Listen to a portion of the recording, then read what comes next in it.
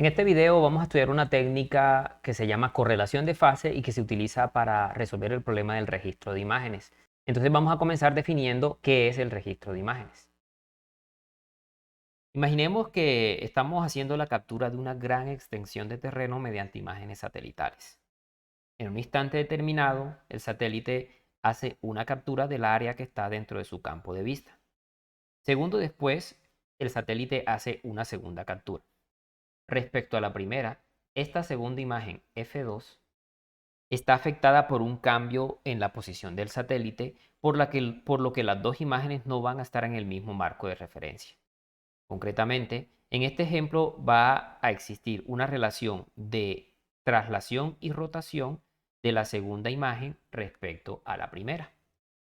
Si quisiéramos unir las dos imágenes para ir construyendo un mapa de todo el terreno, tenemos que registrar una imagen respecto a la otra.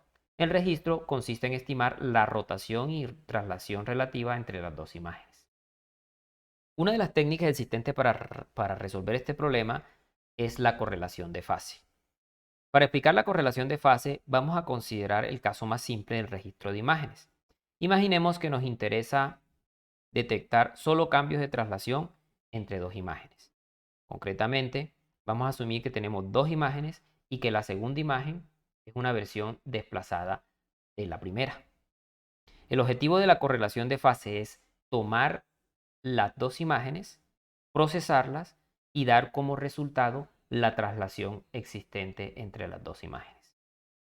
Concretamente, la correlación de fase entre dos imágenes se define como la transformada inversa del producto de la transformada de Fourier de la primera imagen con la conjugada de la segunda sobre la magnitud de ese mismo producto. Es posible demostrar que esta correlación de fase da como resultado un impulso desplazado cuya posición se corresponde justamente a la traslación que nosotros estamos buscando. Para demostrar que esto se cumple, vamos a hacerlo a mano. Entonces, nosotros partimos que tenemos dos imágenes, de las cuales una es una versión desplazada de la otra. Vamos a asumir que de la primera imagen, la transformada de Fourier es f de chi. Observen que estoy utilizando señales unidimensionales, ya que la extensión para el caso bidimensional es trivial. Entonces, esta función f de chi la voy a expresar explícitamente en función de su magnitud. Vamos a asumir que la magnitud de f de chi es a y en función de su fase phi. Para la segunda imagen tenemos que esta es una versión desplazada de la anterior. Por lo tanto, usando la propiedad de desplazamiento de la transformada de Fourier, la transformada de Fourier de esta será f de chi por e a la menos j 2pi chi por x sub 0.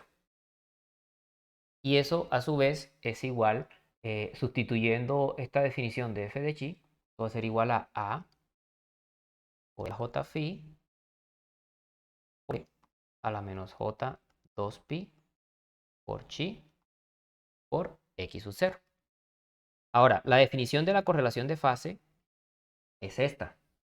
Entonces, la correlación de fase de mis dos señales será igual a la transformada de Fourier de la transformada de Fourier de la primera señal, que es esta, es decir, a por e a la j phi, por el conjugado de la transformada de Fourier de la segunda.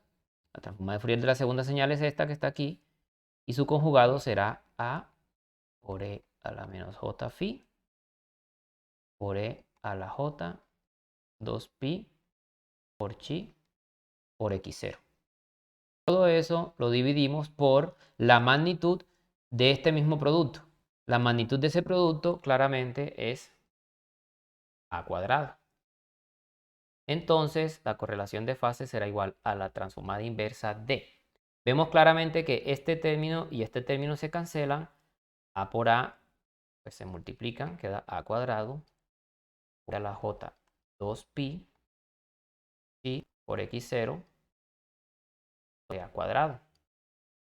Estos términos se cancelan, me queda la transformada inversa de esta exponencial, que eso claramente se trata de un impulso desplazado ubicado en la posición x0.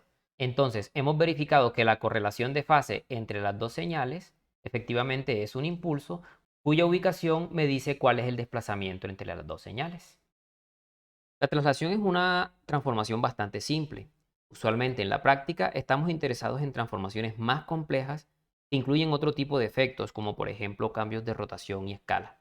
Afortunadamente, la correlación de fase en combinación con algunas de las propiedades de la transformada de Fourier nos permite también estimar este tipo de transformaciones.